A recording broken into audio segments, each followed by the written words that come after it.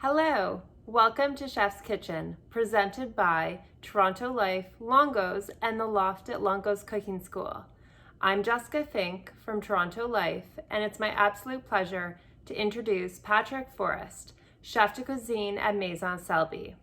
Patrick will be showcasing Maison Selby's signature coq au vin, a classic French dish perfect for the fall. Now, without further ado, we hope you enjoy. Let's welcome Patrick. Hi, I'm Patrick Forrest from Maison Selby. Today we will be preparing coq au vin. Coq au vin is a classic French dish, traditionally using old roosters, and you would soften and give the rooster more flavor by marinating it for a long period of time in wine.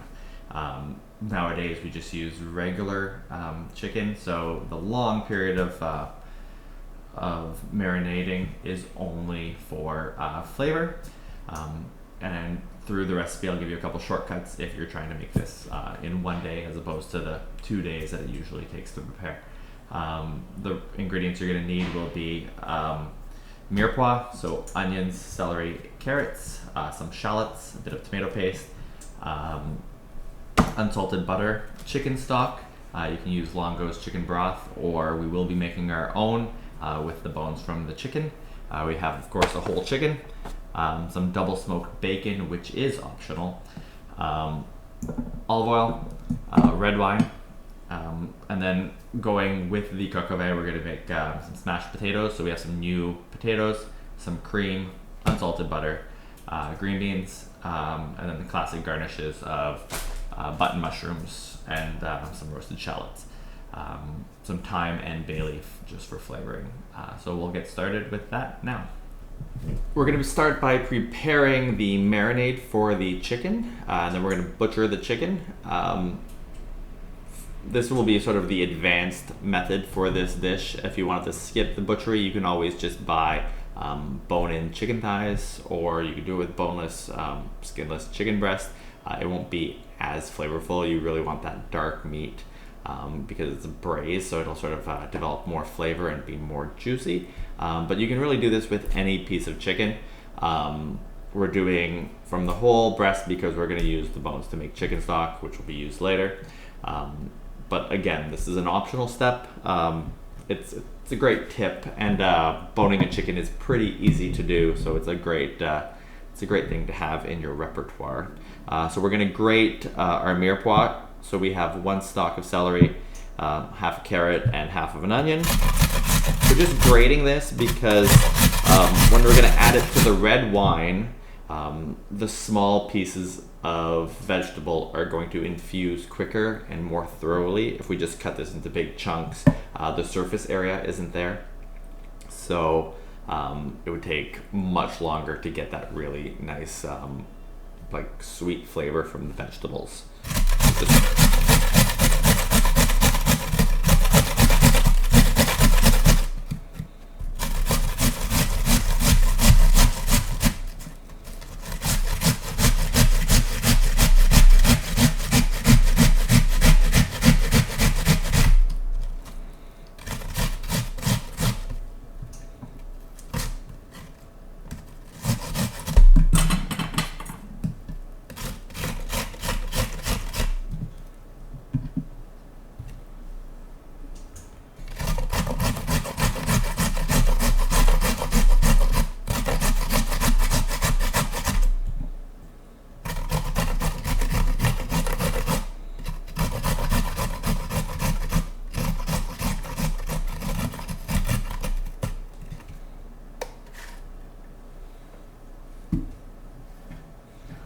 So just put that in the bowl or the container you're going to marinate your chicken in. Next, we're going to break apart the chicken. Depending on how hungry you are, or your guests for that matter, how large the chicken is, you can get between 2 and 4 portions. So they always come trussed, so just take the string off. We won't need that. For breaking it down, we're taking the legs off and we're taking the breasts off. So we're going to start with the legs. It's pretty straightforward. Just cutting around the leg, pulling it back with your hand, At the back, there's something called an oyster, which is a super tender part. So you want to make sure to get that. Just follow, and then you just follow with your knife and take it off. So these are relatively large chickens. So we're then going to cut this in half right at the joint. So you've got your drumstick and your thigh, and you're just going to go through, and then you'll feel for the joint, and you're going to go right through the joint.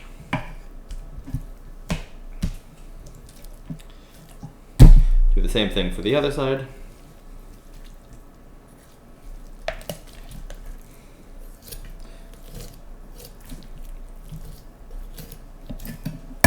We'll leave that one whole. And then we're just going to cut the breast off. So there's a bone that runs right through the center. Just follow along with your knife. Slide down. Pull it open, and then we're going to cut it off at the wing.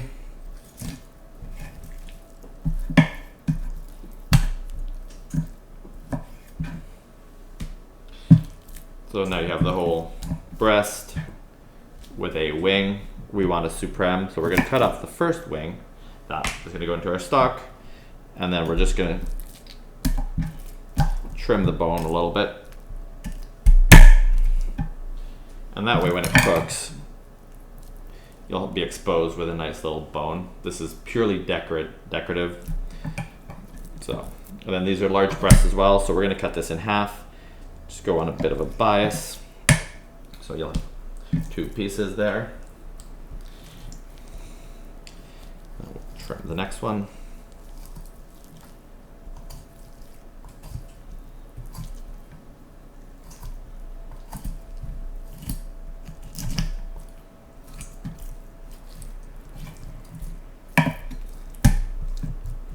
Do the same thing with the wing.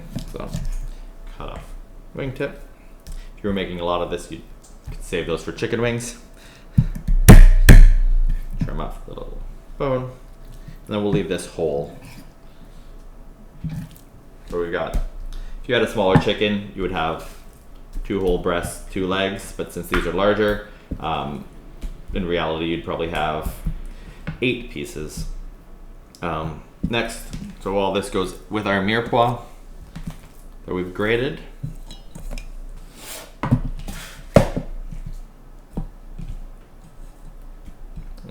Leave that. In the meantime, we can get the carcass ready for chicken stock. So just take a cleaver or any heavy knife and just chop through into little pieces. Just put that with the wingtips.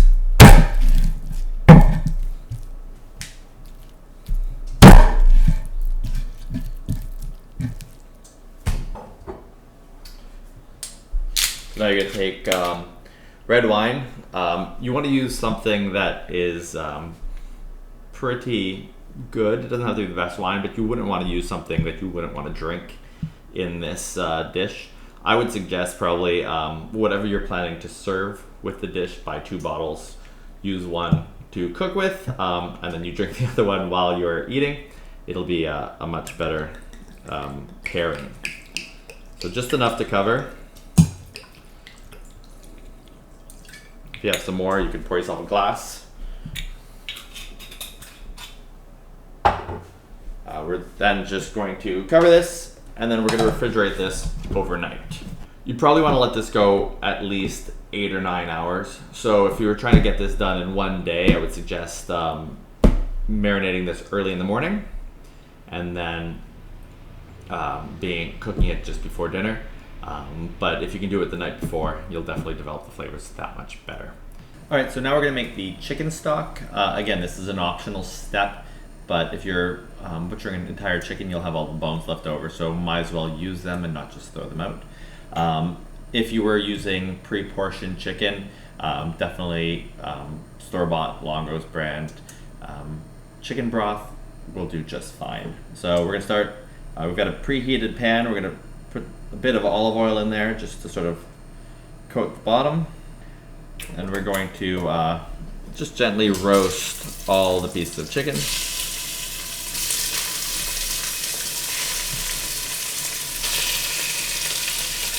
Just looking for a nice golden brown color.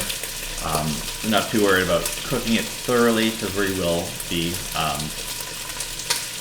boiling this for a couple hours.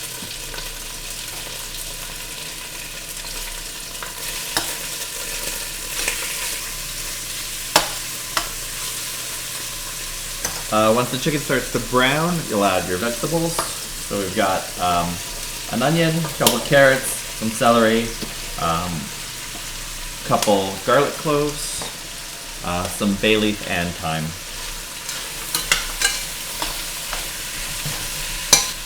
We'll let that cook out for a couple minutes, then we'll add water. We'll bring it to a boil, and once it boils, turn it down, simmer it for 3 to 4 hours. If you wanted to, you could put a lid on it, put it on really low, and let it go overnight.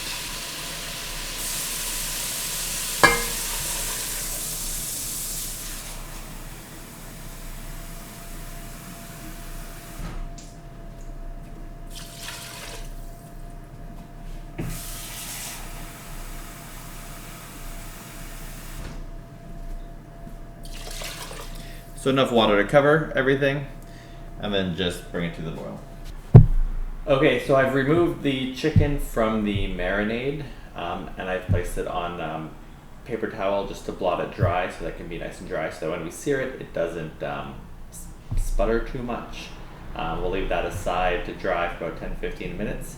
In the meantime, we can take the wine that we marinated the chicken in, we're going to throw it into a small pot, just bring it up to a boil to pasteurize it. We're going to use that to help cook. And then we're going to cut our mirepoix.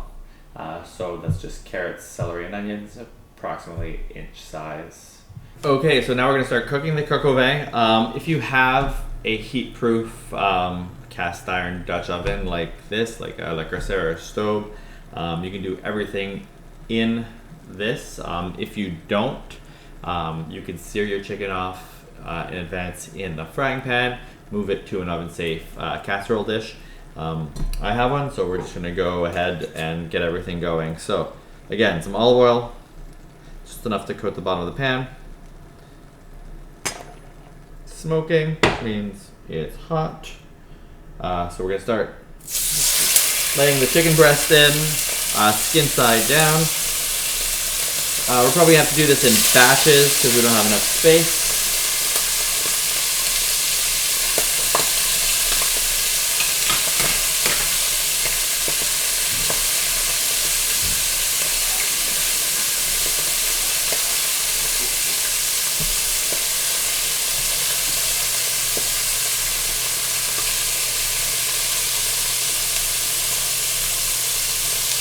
You really want to let it go for a couple minutes. You don't want to move it around because then you'll break the skin. You're trying to develop quite a dark roasty flavor. So medium heat, not too high so that it can just really develop. If it's too high, you'll end up burning before really developing that rich roast flavor.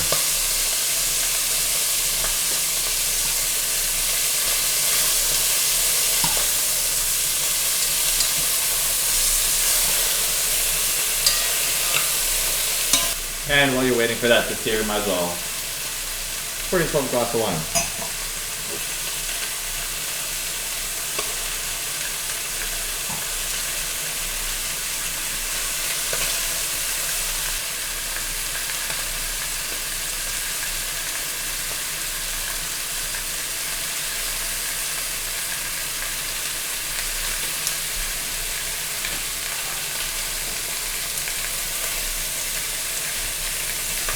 So take out the first pieces of chicken that are nice and brown,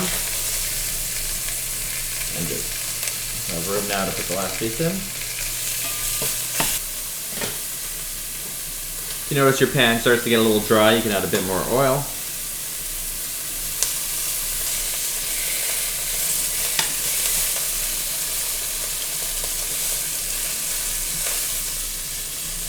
Alright, so our chicken's nice and brown.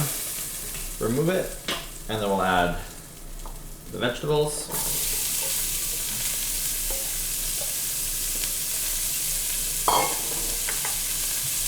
Bit of salt.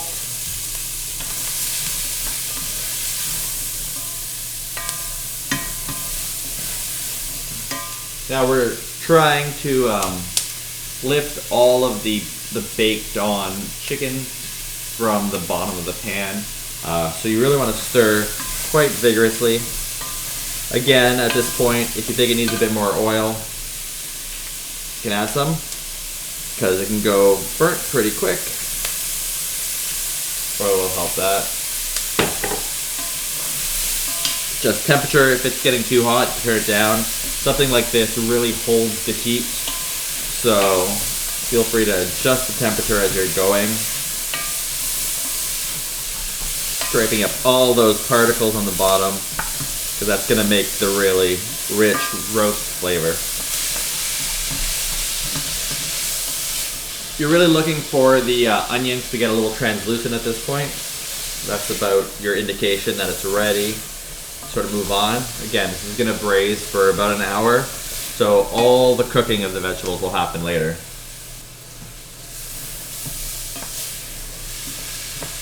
We're going to add a little tomato paste. I really like to use these tubes of tomato paste because, as opposed to the cans, which once they're open, you pretty much have to use it all or you throw it out.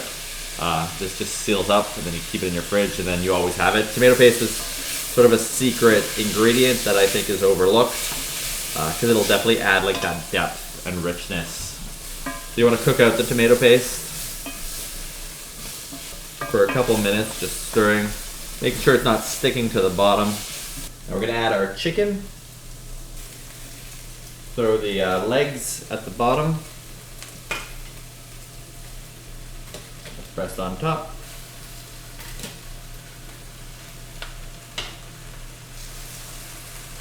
It'll all fit in nicely.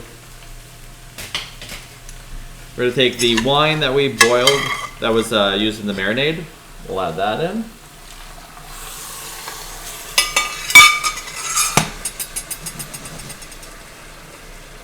We use a bit of fresh wine as well. And we're going to cover it with chicken stock. So we have the chicken stock that we made earlier, or if you decided not to, definitely store-bought broth works just as well. You're looking to just cover. A couple bay leaves, some thyme, a little pinch of salt. We're going to let that come to the boil, and then we'll cover it, put it in the oven. So it's coming up to a boil, and we'll just cover it and put it in the oven. So 350. We'll check it after 45 minutes. Might take up to an hour depending on your oven and the size of the chicken.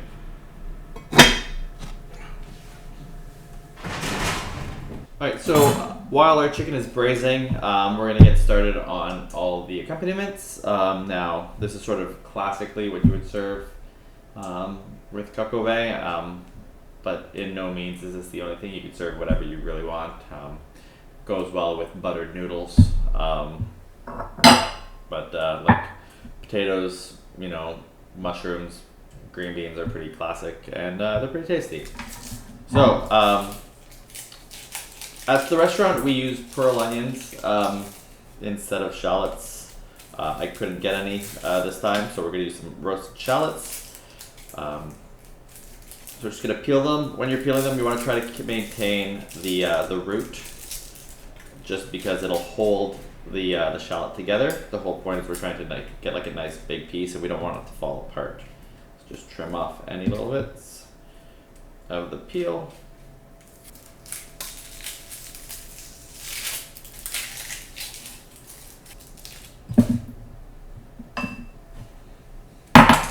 So we're just going to cut them all in half, trying to maintain that root structure in all of them.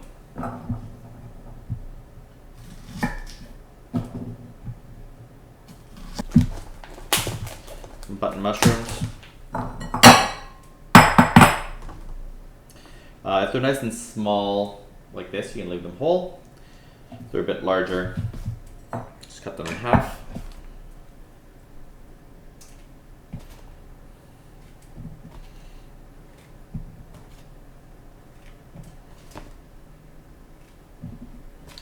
to give these a quick rinse.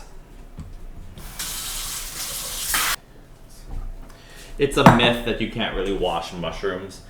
You don't really want to wash them and let them sit, but it doesn't really harm them if you just sort of rinse them and then use them right away. They are mostly water anyways.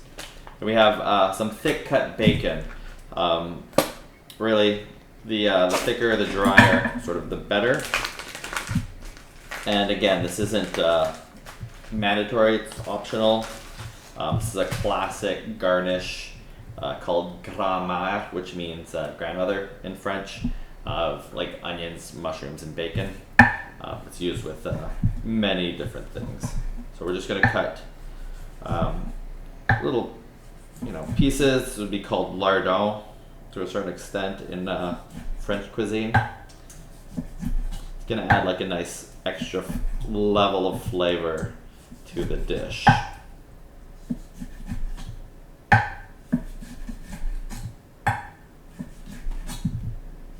So we're going to get a fry pan.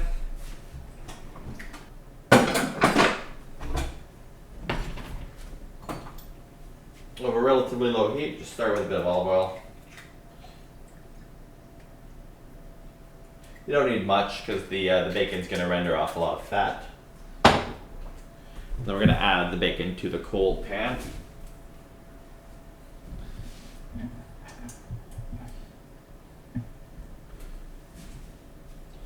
And let that start. So just as it starts to warm up, break apart all the bacon. We're just going to work on trying to get this all nice and crispy and well rendered. We're going to use the bacon fat after to cook the mushrooms and the shallots. And if you're using green beans, perfect time to start cleaning those.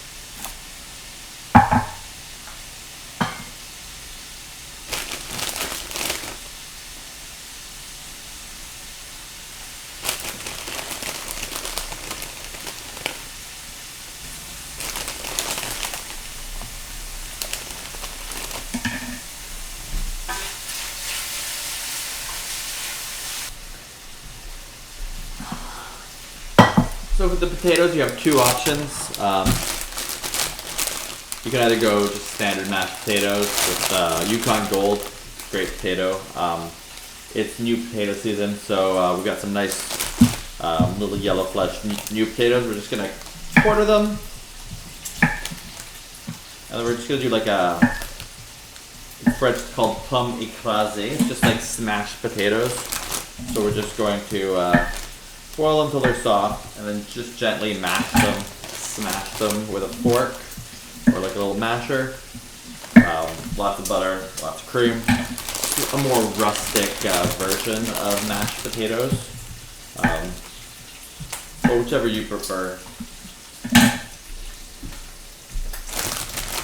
And then always listening for the bacon. You can definitely hear the sounds change. When the fat starts to render in the bacon, you can start hearing spits as opposed to more of a sizzle. It's getting close. Just quartering all these. And then lots of salt. You really have to season your potatoes at the beginning. Otherwise, it just doesn't taste as good. Turn that on. Let that come up to a boil. Green beans will blanch closer to service. Alright, so the bacon's almost ready to go. Sort of see it's getting crispy, nice and golden. We're going to remove it from the heat. Just going to put it into a bowl to reserve. We're going to put most of the bacon fat in there as well. We're going to probably use most of it. I'm going to put a little bit more back in. And we're going to saute out our mushrooms.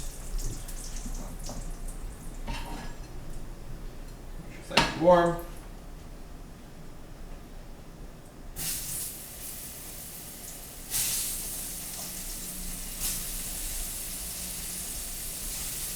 So those are all going to absorb all the bacon flavor. We're going to pull up all little bits of bacon that were stuck to the pan, and we'll really sort of amplify the mushroom taste.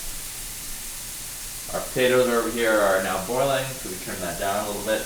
You don't ever really want to cook potatoes on too vigorous a boil because you'll just explode them. You're trying to just cook them through, just get them nice and like fully cooked. They explode, they absorb too much water, and then you're not going to be able to add as much flavor in butter and cream because they'll be too liquidy.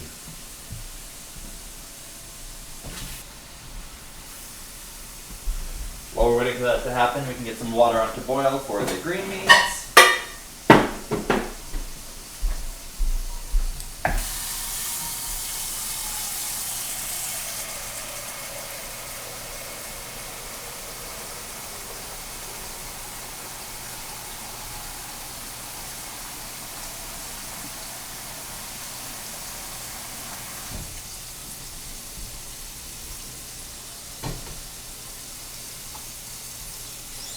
Again, well seasoned.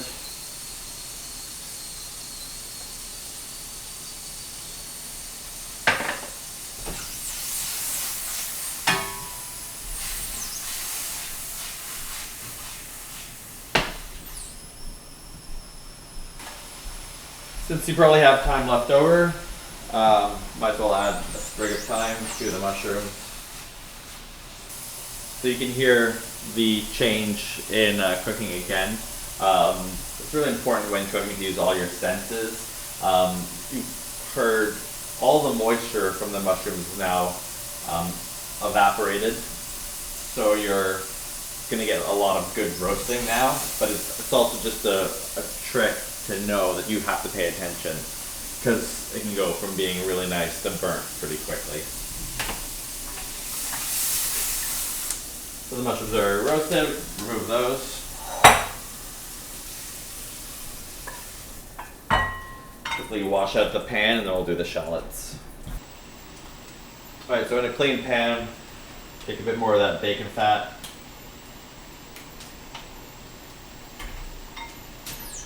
Roll around, make sure it's nice and warm. When it heats up, we're going to put the shallots in, cut side down. So just in the bowl, quickly season the shallots, the salt. No pepper as of yet. Usually I'll finish all the veg with pepper, I won't start them with it. Cut side down. And let them roast up.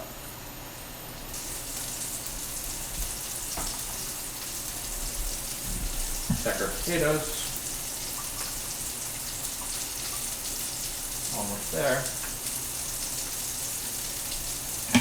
Probably another minute or two. You can start to see nice roasting. Let me get close. See, like these are roasting. At that point, we're going to add the mushrooms back in.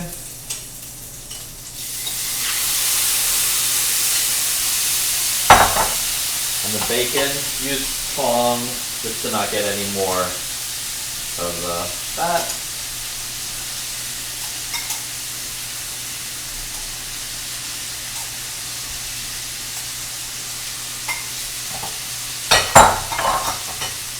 So, with a splash of wine.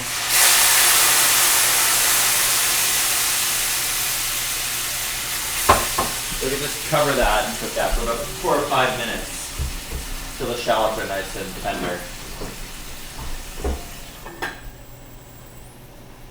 On medium-low heat, depending on your stove. So the potatoes are done. Turn that off. We'll drain those.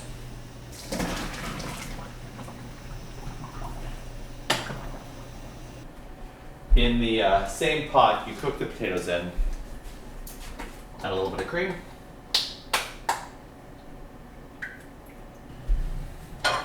little bit of butter. You can always add more, so if you're not sure how much, feel free to go light and add more. It's really hard to take away things, but one would say there's never too much butter, is there? So we're gonna melt this together, warm it up. I would suggest using unsalted butter because you can always adjust the seasoning level. If you use salted butter, it's quite easy to over season because you're not taking into account the saltiness of the butter. So once the cream and the butter have come up to a boil, we'll add the potatoes back to that pot.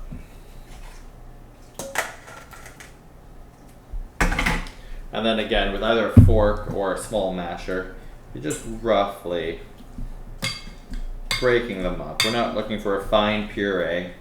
This is very rustic, country style. Might look a little loose, but it'll sit and it'll just absorb all that cream and butter. So we're gonna taste it.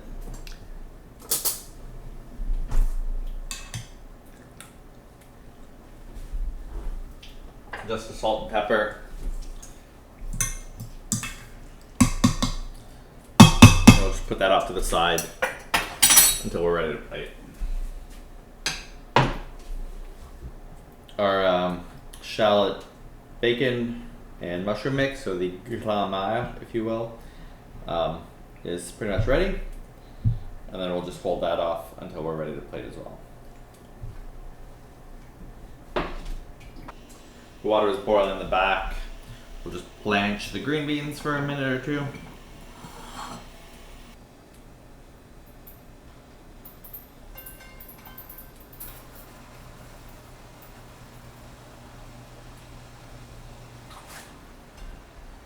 Okay, so 45 minutes elapsed. We've taken the chicken out of the oven. If you're not sure if it's ready, there's a couple ways to check. The most foolproof is, of course, with like an instant read thermometer. So if you have one of these, or if you don't, it's probably best to have one. You're looking for at least a temperature of 65 to 70 degrees Celsius. That means the chicken's fully cooked. The other way, if you don't have one, you can grab one of the legs. And this only works if you have the legs whole. Like if you've broken them, obviously it won't work.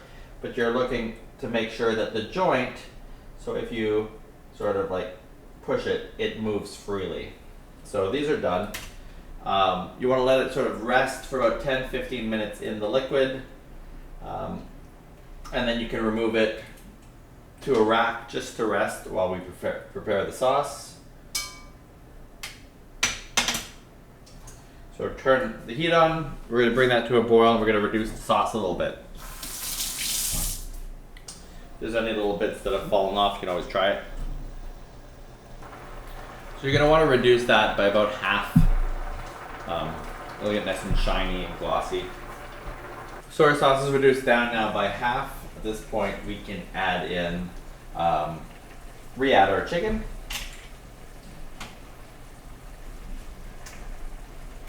The reason you remove it is that just the additional high heat will just really make the chicken tough. You really want to let it rest and cook it slow. All the pieces go back in, and then at that point, just keep it nice on low until you're ready to serve. And then you're going to just take so your grammaire, so the shallots, bacon, and mushrooms. Turn that on, get that boiling.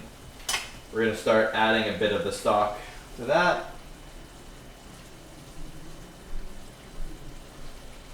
And this is going to be like our finishing sauce, so a nice, rich, glossy, flavorful sauce. When it's nice and thick and starting to get nice and glossy, we're going to add a little bit more fresh red wine because that'll just amp up the flavor. We're going to reduce that. When it's close to being reduced, we're going to finish this off with some butter, about a teaspoon. and go in, and then you're gonna just gently stir it in a circle. Look at that. So we can start plating. We got our pomme écrasée.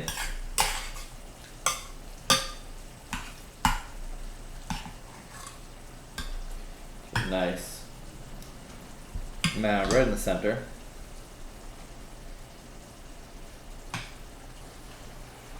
Green beans. Just been warmed through in butter. Got our chicken.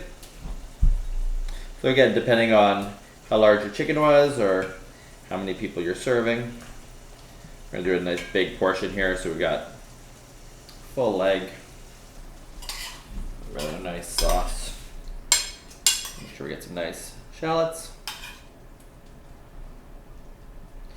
lots of mushrooms, lots of bacon.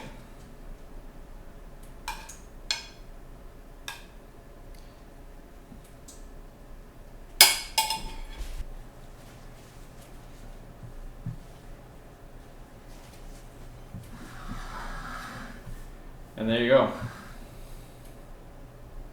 Coq au vin. So like I said, obviously this was the 75-step method. There's many ways to sort of save steps, not butchering your own chicken, getting pre-butchered pieces, not making your own chicken stock.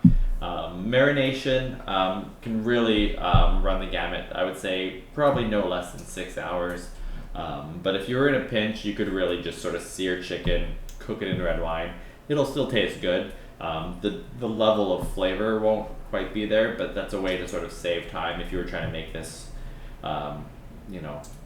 in about an hour or two. It could be done, but I think definitely following these steps on a weekend is worth a go. So there we go. Also, if ever you really want to try coq au vin and you're not willing to go through all the effort, we do offer this dish from Maison Selby for takeout or delivery. Either ready to go, all warm for you to eat, or we offer a chef kit, which serves two, and all you have to do is warm it up, and you can pretend like you did all the work. I'd like to thank Longo's and their grocery gateway for delivering all the groceries that we used today for this recipe direct to my door. I'd like to thank Toronto Life as well for organizing this. It was a great pleasure to do. Enjoy.